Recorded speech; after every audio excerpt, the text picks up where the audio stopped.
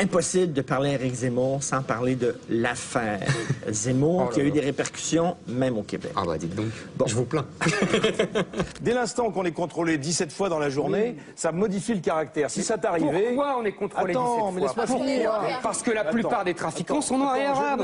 Donc c'est comme ça, c'est un fait. Attends. Pas forcément. Mais si. Pas forcément. Non, pas forcément. Bah si. Qu'est-ce que vous vouliez dire? Est-ce que vous allez me dire la réponse facile, c'était cité hors contexte, c'est tellement facile de dire ça? La plupart des trafiquants, sont arabes et noirs, donc c'est normal que les flics les contrôlent cela. Est-ce qu'on peut dire... Vous sortez ça d'où? C'est très simple. En gros, vous avez en prison, dans les prisons françaises, entre 70 et 80% de musulmans. Ben justement parce que les policiers font du profilage et... Là, vous faites faux. Ou alors parce que les Arabes et les Noirs sont pauvres. Non, et c'est pour ça... Il y a beaucoup d'explications. Non, on peut dire ça. Il y a beaucoup les Arabes et les Noirs font partie des classes pauvres. Lorsqu'on est pauvre, on se tourne souvent vers le crime. Vous savez, en France, la population la plus pauvre, selon un rapport administratif récent, ce n'est pas dans les banlieues, c'est dans les campagnes. C'est les paysans français. Et ils ne trafiquent pas la drogue, ils brûlent pas des voitures, ils tirent pas sur les flics. Vous voyez? Bon. Donc c'est pas vrai. C'est pas ça. En tout cas, l'explication est partielle. Elle n'est pas globale, elle n'est pas totalement celle-ci.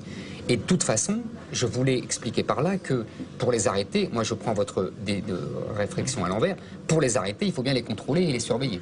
Et donc, comme les flics savent où est la population délinquante, ils y vont. Bref. Mais vous voulez dire quoi? Vous savez qu'en disant ce genre de choses-là, vous donnez des munitions incroyables aux racistes en disant Zemmour, ce qu'il disait, c'est que la racaille en France, si on se débarrassait de ces gens-là, de toute façon, il faut on n'aurait plus il faut les mettre en prison. C'est évident. Non, mais ces gens-là qui... Non, mais moi... Les Noirs, les Arabes. Mais non, mais j'ai bien dit, non, mais je pense qu'on bloque toute discussion en disant ça. Parce qu'à chaque fois, c'est la même chose. Et on vous dit, vous stigmatisez une population. Je stigmatise personne. Je vais vous dire, les Arabes et les Noirs, globalement, la population arabe et noire française d'ici, le sait très bien ce que je dis. Et c'est leur problème majeur.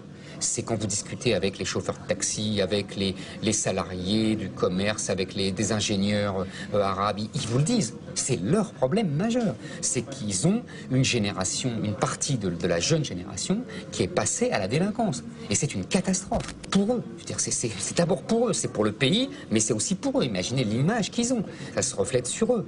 Et ils le savent très bien. Tout le monde le sait, mais toute la France le sait, ce que je dis. J'ai jamais compris la violence de cette polémique. Moi, je pense qu'on a cherché un prétexte pour essayer d'avoir ma peau. Mais il y a des jeunes Français blancs, Français de souche qui sont aussi délinquants. Il n'y en a pas beaucoup. Pourquoi?